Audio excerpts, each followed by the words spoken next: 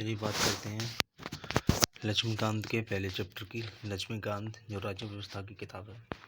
तो ऐतिहासिक पृष्ठभूमि से शुरुआत करते हैं। तो ऐतिहासिक पृष्ठभूमि जो है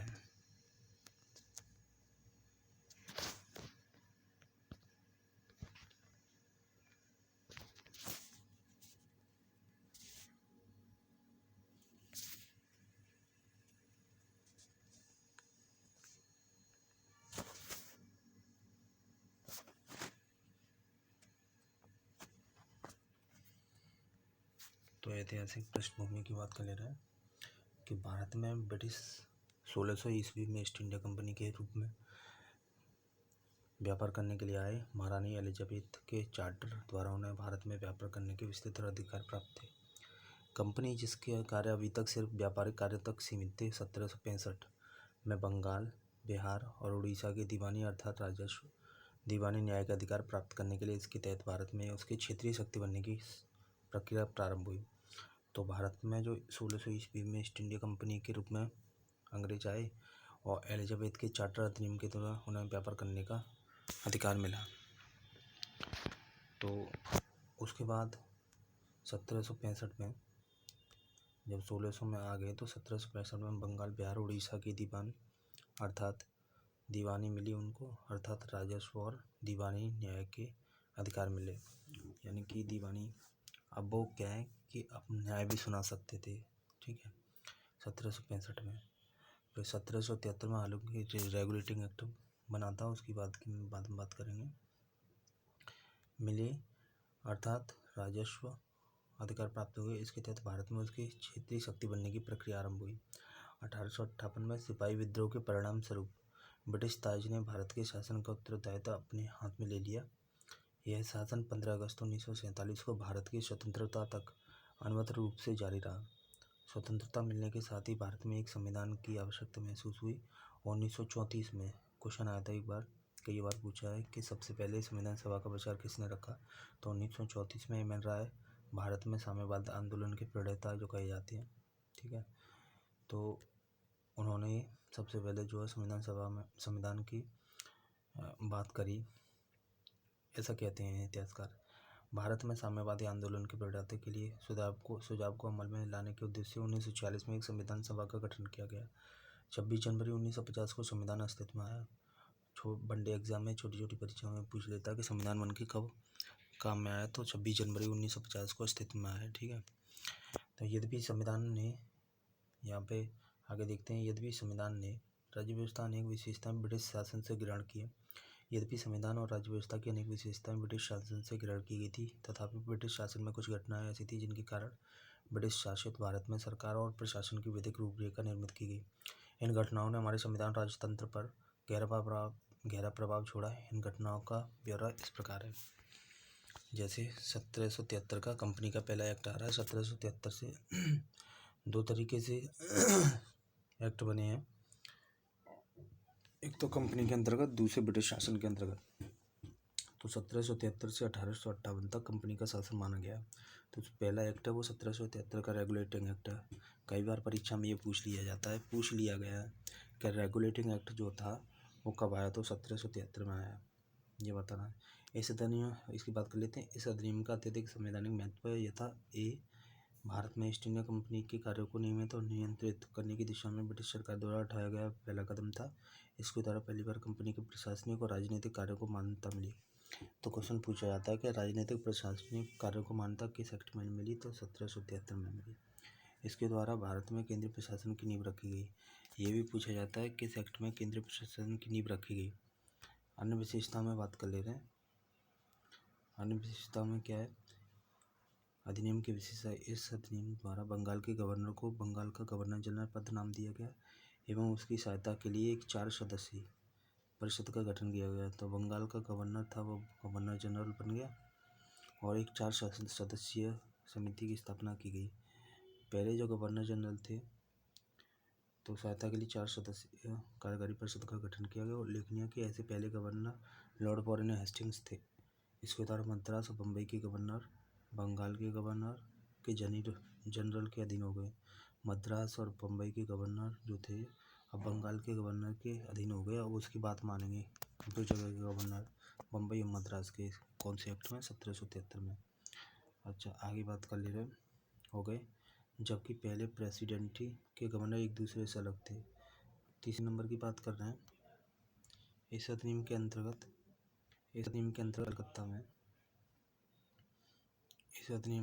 कलकत्ता में क्या हुआ था भाई? इस अधिनियम के अंतर्गत कलकत्ता में 1774 में एक उच्चतम न्यायालय, देखो एक्ट जो था वो तो माना जाएगा 1773 का, लेकिन साल आती है कि पूछ ले कि कौन से साल में जो है सुप्रीम कोर्ट की स्थापना हुई, तो 1774 में। याद रखना 1774 में, ठीक है। तो 1774 में सुप्रीम कोर्ट की स्थापना हुई। एक्ट कौन सा था? रेगुलेटिंग एक्ट था 1773 में जो बना था। कभी कभी ये पूछ लेता है कि रेगुलेटिंग एक्ट कब बना, तो 1773 में बना था। अच्छा, उसके बाद बात हो रही है कि 74 में जो बन गया, न्यायालय की स्थापना की, जिसमें मुख्य न्यायाधीश और 3 अन्य न्यायाधीश थे, ठीक है। आगे की बात कर ले रहे हैं। तो और क्या हुआ था इसके अंतर्गत, इसके तहत कंपनी के कर्मचारियों को निजी व्यवसाय, कंपनी के जो कर्मचारी थे उनको अब ये प्रतिबंध लगा दिया गया, निजी व्यापार करने पर प्रतिबंध लगा दिया गया भाई, कि अब ये बोल दिया गया कि इसके तहत कंपनी के कर्मचारी को निजी व्यापार करने और भारतीय लोगों से उपहार रिश्वत लेना प्रतिबंधित कर दिया गया। अब व्यापार नहीं कर पाएंगे कंपनी के लोग, निजी व्यापार नहीं कर पाएंगे, ठीक है, निजी व्यापार नहीं कर पाएंगे और प्रतिबंध कर दिया गया, रिश्वत लेना भी प्रतिबंधित कर दिया गया। इस अधिनियम के द्वारा ब्रिटिश सरकार का कोड ऑफ डायरेक्टर कंपनी की गवर्निंग बॉडी के माध्यम से कंपनी पर नियंत्रण सशक्त हो गया। इसे भारत में राजस्व, नागरिक और सैन्य मामले जानकारी ब्रिटिश सरकार को देना आवश्यक कर दिया। अब ये बात हो गई थी कि इस अधिनियम के द्वारा ब्रिटिश सरकार का कोड ऑफ डायरेक्टर बन गया। कंपनी की गवर्नर बोर्ड थी उसको कोड ऑफ डायरेक्टर कहते थे, के माध्यम से कंपनी पर नियंत्रण सशक्त हो गया। इससे भारत में इसके राजस्व, नागरिक, प्रशासनिक और सैन्य यानी सेना की जानकारी ब्रिटिश सरकार को देना आवश्यक कर दिया। अब ये कह दिया कि जो ईस्ट इंडिया कंपनी है, जो भी चीज़ अब भारत में काम करेगी, भारत में जो कुछ भी करेगी, जैसे भारत में कोई लड़ाई लड़ेगी, ठीक है, सेना बनाएगी, नई छावनी बनाएगी, तो वो सारी जानकारी ब्रिटेन को भेजेगी। ये सारी बातें 1773 के रेगुलेटिंग एक्ट में की गई। तो मेन मुख्य बातें क्या हैं 1773 के एक्ट में? तो 1773 के में एक्ट में ये मुख्य बातें हैं कि 1773 का जो एक्ट आया था उसके अंतर्गत 1774 में एक सुप्रीम कोर्ट की स्थापना की गई, ठीक है। और एक गवर्नर और बंगाल का जो गवर्नर था अब गवर्नर जनरल हो गया, और उसकी सहायता के लिए 4 लोगों की सदस्य की टीम बनाई गई, ठीक है। और भी बातें थी, तो मैंने जैसे बताया स्क्रॉल करके ऊपर से फिर से देख लेना। अगले एक्ट की बात कर रहे हैं आप लोग 1774 का ब्रिटिश इंडिया एक्ट। ये सिंपल ये पूछ लेता है कि बताइए कि ब्रिटिश इंडिया एक्ट आया था वो कब आया था? तो 1784 में आया था। रेगुलेटिंग एक्ट जो था 1773 की कमियों को दूर करने के लिए ब्रिटिश संसद ने संशोधन अधिनियम 1781 में पारित किया, जिसे एक्ट ऑफ सेटलमेंट के नाम से जाना जाता है। इसके बाद एक महत्वपूर्ण अधिनियम ब्रिटिश इंडिया एक्ट आया, ठीक है, अस्तित्व में आया। तो सबसे पहले 1773 का एक एक्ट आया, उसके बाद 1781 में एक भारत एक्ट आया जिसे एक्ट ऑफ सेटलमेंट के नाम से जाना गया। इसके बाद अन्य महत्वपूर्ण अधिनियम ब्रिटिश इंडिया एक्ट 1784 में अस्तित्व में आया। अधिनियम आया, इसे कंपनी के राजनीतिक वाणिज्यिक कार्यों को पृथक कर दिया। अब जो कंपनी थी, ईस्ट इंडिया कंपनी थी, अब भाई राजनीति में हस्तक्षेप नहीं करेगी कि भाई इस राजा से बात कर ली, उस राजा से बात कर ली। इसे ये कह दिया गया कि तुम भाई व्यापार और कंपनी के राजनीतिक कार्य बिल्कुल अलग कर दिए गए 1781 के ब्रिटिश इंडिया एक्ट में। इसने निदेशक मंडल जो था, जो बात कर रही थी, निदेशक मंडल को कंपनी के व्यापारिक मामलों के अधीक्षण की अनुमति तो दे दी, लेकिन राजनीतिक मामलों में ये बोल दिया कि इस एक्ट में जो निदेशक मंडल था जो कंपनी का, उसको व्यापारिक मामलों के अधीक्षण की यानी कि उसको रेगुलेट करने की तो बात कह दी, अनुमति दे दी, लेकिन राजनीतिक मामलों के प्रबंधन के लिए नियंत्रण बोर्ड ऑफ कंट्रोल के नाम से एक नया निकाय बना दिया। भाई ये कहती है कि तुम जो है पहले व्यापार करने ही आए थे तो व्यापार ही करो, ठीक है। बोर्ड ऑफ कंट्रोल, नियंत्रण बोर्ड जो इस पर कंट्रोल रखेगा वो अलग विभाग रखेगा, डिपार्टमेंट रखेगा उसको नियंत्रण बोर्ड बोल दिया गया। ठीक है, एक नए निकाय का गठन किया गया। इस प्रकार द्वैत शासन की व्यवस्था का शुभारंभ हुआ। तो अब वाणिज्यिक कार्य और प्रशासनिक कार्य अलग अलग हो गए थे। ठीक है, आगे बात कर ले रहे हैं। द्वैत शासन की व्यवस्था का प्रारंभ हुआ। नियंत्रण बोर्ड को यह शक्ति थी कि वो ब्रिटिश नियंत्रण भारत में सभी नागरिक, सैन्य, सरकार, राजस्व गतिविधियां एवं अधिक्षण एवं नियंत्रण करे। नियंत्रण बोर्ड को यह शक्ति थी, कौन सी शक्ति थी, कि ब्रिटिश नियंत्रित भारत में सभी नागरिक और सैन्य, सरकार और राजस्व गतिविधियों का अधिक्षण नियंत्रण करे। और जितने भी सेना के मामले हैं, जितने भी आम लोगों के मामले हैं, प्रशासन से संबंधित और जितने भी राजस्व से संबंधित गतिविधियाँ उस पर नियंत्रण रखे नियंत्रण बोर्ड। ठीक है, बोर्ड ऑफ कंट्रोल 1700 एक्ट में 1784। इस प्रकार इस अधिनियम ने, आगे बात करें, इस प्रकार इस अधिनियम ने दो कारणों से महत्वपूर्णता है। इस प्रकार यह अधिनियम दो कारणों से महत्वपूर्णता। पहला, भारत में कंपनी के अधीन क्षेत्र को पहली बार ब्रिटिश आधिपत्य क्षेत्र कहा गया। पहली बार इसमें यह बोला गया कि भारत का कौन सा ब्रिटिश आधिपत्य क्षेत्र कौन सा है। दूसरा, ब्रिटिश सरकार को भारत में कंपनी के कार्यों से प्रशासन पर पूर्ण नियंत्रण हो गया। अब भाई सीधी सी बात है कि वहाँ से रेगुलेट कर रही थी चीज़ें, वहाँ से बनाई जा रही थी ब्रिटेन से। ठीक है, आगे एक और एक्ट आता है 1833 का चार्टर अधिनियम। बहुत इम्पोर्टेंट है, ये इम्पोर्टेंट है। 1833 का चार्टर अधिनियम आ रहा है। ब्रिटिश भारत के केंद्रीकरण की दिशा में अधिनियम निर्णायक कदम था। इस अधिनियम की विशेषता निम्न प्रकार थी। ठीक है, जैसे अधिनियम की विशेषता क्या थी, इसने बंगाल के गवर्नर जनरल को भारत का गवर्नर जनरल बना दिया। तो 1773 में तो ये बना था कि बंगाल का गवर्नर था जनरल और जुड़ गया बंगाल का गवर्नर जनरल। और इसमें क्या हुआ था, गवर्नर जनरल को भारत का गवर्नर जनरल बना दिया गया, जिसमें सभी नागरिक और सैन्य शक्तियाँ निहित कर दी गई। कौन से एक्ट में, 1833 के एक्ट में। ठीक है, 1833। इस प्रकार इस अधिनियम ने क्या किया, पहली बार एक ऐसी सरकार का निर्माण किया। इस प्रकार इस अधिनियम ने पहली बार ऐसी सरकार का निर्माण किया जिसका ब्रिटिश कब्जे वाले संपूर्ण भारतीय क्षेत्र पर पूर्ण नियंत्रण हो। लॉर्ड विलियम बेंटिंक भारत के पहले गवर्नर जनरल थे। ठीक है, लॉर्ड विलियम बेंटिंक जो थे, 1833 का एक्ट आया था 1833 का, उसमें लॉर्ड विलियम बेंटिंक थे जो पहले गवर्नर जनरल थे। ठीक है, इसने मद्रास और बम्बई के गवर्नरों को मद्रास और बम्बई के गवर्नरों को विधायिका संबंधी शक्ति से वंचित कर दिया।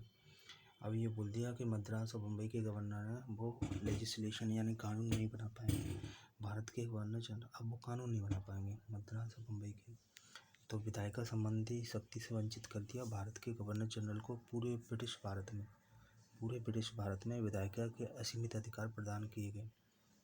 ठीक है, कौन से एक्ट में, 1833 के एक्ट में असीमित अधिकार प्रदान किए गए। इसके अंतर्गत पहले बनाए गए कानूनों को नियामक कानून कहा गया और नए कानून के तहत बने कानूनों को एक्ट या अधिनियम कहा गया। और जो अब कानून बनेंगे तो उन्हें एक्ट या अधिनियम कहा जाएगा 1833 से। ठीक है, आगे बात कर लेना। कहा गया ईस्ट इंडिया कंपनी की, यहाँ से 3 नंबर, ईस्ट इंडिया कंपनी की एक व्यापारिक निकाय के रूप में की जाने वाली गतिविधियों को समाप्त कर दिया गया। अब यह विशुद्ध रूप से प्रशासनिक निकाय बन गया। अब ईस्ट इंडिया कंपनी जो था अब पूरी तरह से प्रशासन करेगा, ना कि व्यापार करेगा। ठीक है, अब व्यापार नहीं करेगा, बिल्कुल अब प्रशासन करेगा। इसके तहत कंपनी के अधिकार वाले ब्रिटिश राजशाही और उसके अधिकारियों के विश्वास के तहत कब्जे में रह गए। विशुद्ध रूप से प्रशासनिक निकाय बनेगा। इसके तहत कंपनी के अधिकार वाले क्षेत्र ब्रिटिश राजशाही और उसके उत्तराधिकारियों के विश्वास के तहत ही कब्जे में रह गए। और जो चीज़ पहले विश्वास वाली चीज़ थी, जो थी ब्रिटिश कब्जे में थी, वही रह गई, बाकी की सब चलेगी। चार्टर एक्ट 1833 से वो इम्पोर्टेंट बात ये है, ये वाली चार्टर एक्ट 1833 ने सिविल सेवकों के चयन के लिए खुली प्रतियोगिता का आयोजन शुरू करने का प्रयास किया। इसमें कहा गया कि कंपनी में भारतीयों को किसी पद, इसमें ये कहा गया कि कंपनी में भारतीयों को किसी पद, कार्यालय और रोजगार को हासिल करने से वंचित नहीं किया जाएगा। ठीक है, तो ये बात है, ये 1833 के नए सिविल सेवकों के चयन के लिए खुली प्रतियोगिताओं का आयोजन शुरू करने का प्रयास किया और इसमें ये बोला गया कि कंपनी में भारतीयों को किसी पद, कार्यालय और रोजगार को हासिल करने से वंचित नहीं किया जाएगा। हालांकि कोड ऑफ डायरेक्टर के विरोध के कारण ये इस प्रावधान को ख़त्म कर दिया गया। ज़्यादा दिन नहीं चल पाया ये प्रावधान। अच्छा, 1853 का अब एक्ट की बात कर ले रहे हैं। 1853 के एक्ट की 1793 से 1853 के दौरान ब्रिटिश संसद द्वारा पारित किए गए चार्टर अधिनियमों की श्रृंखला में अंतिम अधिनियम था कौन सा? 1853 का चार्टर। संवैधानिक विकास की दृष्टि से यह अधिनियम एक महत्वपूर्ण अधिनियम था। इस अधिनियम की विशेषताएं इस प्रकार थी। कौन कौन सी? पहले नंबर, इसने पहली बार गवर्नर जनरल की परिषद के विधायी एवं प्रशासनिक कार्यों को अलग कर दिया। इसके तहत परिषद में 6 नए पार्षद जोड़े गए, इन्हें विधान पार्षद कहा गया। इसके तहत परिषद में 6 नए पार्षद जोड़े गए, जिन्हें विधान पार्षद कहा गया। दूसरे शब्दों में इसने गवर्नर जनरल के लिए नई विधान परिषद का गठन किया, जिसे केंद्रीय विधान परिषद कहा जाता है। ठीक है। परिषद की जो ये शाखा बनी थी, इस शाखा ने छोटी संसद की तरह कार्य किया। पहली बार संसद की बात जो आ रही है पार्लियामेंट की 1853 में बनाई गई, जो ब्रिटिश संसद में अपनाई जाती थी। इस प्रकार विधायिका को पहली बार सरकार के विशेष कार्य के रूप में जाना गया, जिसके लिए विशेष मशीनरी और प्रक्रिया की जरूरत थी। तो आगे आने वाले वीडियो में फिर बात करेंगे अपन लोग। ठीक है। तो तब तक के लिए आप इसको रिवाइज करो, बराबर देखो। ठीक है, फिर मिलते हैं।